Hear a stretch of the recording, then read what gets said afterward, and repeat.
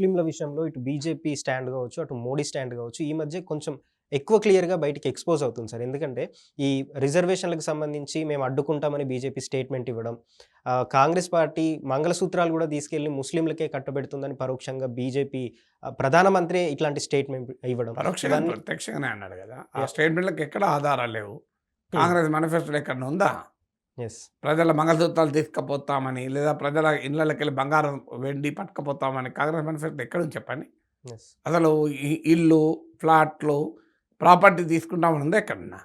కాంగ్రెస్ మేనిఫెస్టోలో ఉన్నది ఏంటంటే ఆర్థిక విధానాల్ని సరిగా అమలు చేయడం ద్వారా సమాజంలో ఆస్తులు, ఆదాయాల్లో ఉన్న అసమానతల్ని మేము అధిగమిస్తామని. హ్మ్. ఇది భారత రాజ్యాంగంలో చెప్పింది. డైరెక్టర్ ప్రిన్సిపల్ స్టేట్ పాలసీలో ఉంది.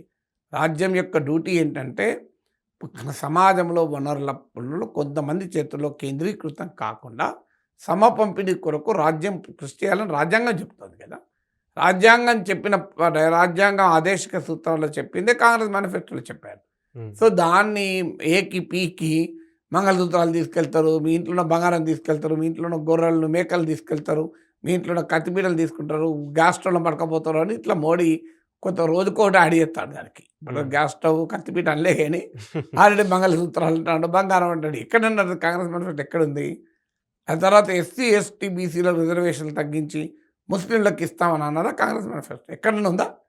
కాంగ్రెస్ మేనిఫెస్టోలో అసలు రిజర్వేషన్లకు 50% పరిమితి ఉండకూడదు అని కాంగ్రెస్ చెప్తోంది. ఇక లేదు తగ్గించి అక్కడ ఇస్తామని ఎక్కడ చెప్పలేదు. సో ఈ కాంగ్రెస్ మేనిఫెస్టోలో లేనిది అబద్ధాలు ప్రధానమంత్రి స్థాయిలోనే అంటే ఇక ఆయన క్రెడిబిలిటీ పోదు, ఆయన విశ్వసనీయతనే దెబ్బతింటుంది కదా. మీరు ఉన్నదాన్ని ప్రశ్నించాలి, లేని దాన్ని ఎట్లా ప్రశ్నిస్తారు? అయినా మన రాజ్యాంగం ప్రకారం మతం ప్రాతిపదికగా రిజర్వేషన్లు ఇవ్వరాదు. అది కాంగ్రెస్ పని కాదు, ఎవరి పని కాదు. ఎందుకంటే అది మతం ప్రాతిపదికగా రిజర్వేషన్లు ఇవ్వడం మన రాజ్యాంగం ఒప్పుకోదు. ఆ ముస్లింలు ఉన్న వెనుకబడిన వారికి వెనుకబడుతున్న ఆధారంగా రిజర్వేషన్లు వస్తాయి, ముస్లిం రిజర్వేషన్ రాదు. దానికి వక్రీకరణ మోడీ చేస్తున్న పని.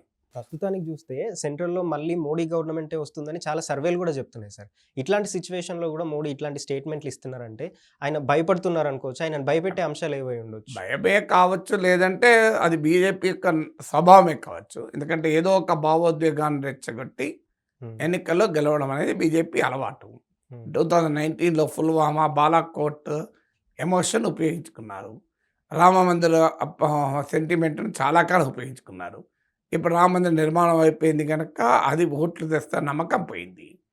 గుజరాత్ మోడల్ ఆఫ్ డెవలప్మెంట్ అని 2014లో చెప్పారు. ఇప్పుడు ఆ గుజరాత్ మోడల్ గురించి ఆ తర్వాత పొరపాటున కూడా ప్రస్తావించడం లేదు. బ్లాక్ మనీ తెస్తామని ఒకసారి చెప్పారు, 2014లో చెప్పారు. ఇప్పుడు బ్లాక్ మనీ గురించి అసలు ఒక మాట కూడా మాట్లాడతలేరు. అందువల్ల మెజారిటీ ప్రజల్ని మతం పేరిట రెచ్చగొట్టి ఓట్లు పొందాలనేది బీజేపీ వ్యూహం. అందుకే ముస్లింలు దోచిపెడతారు అని అంటున్నారు.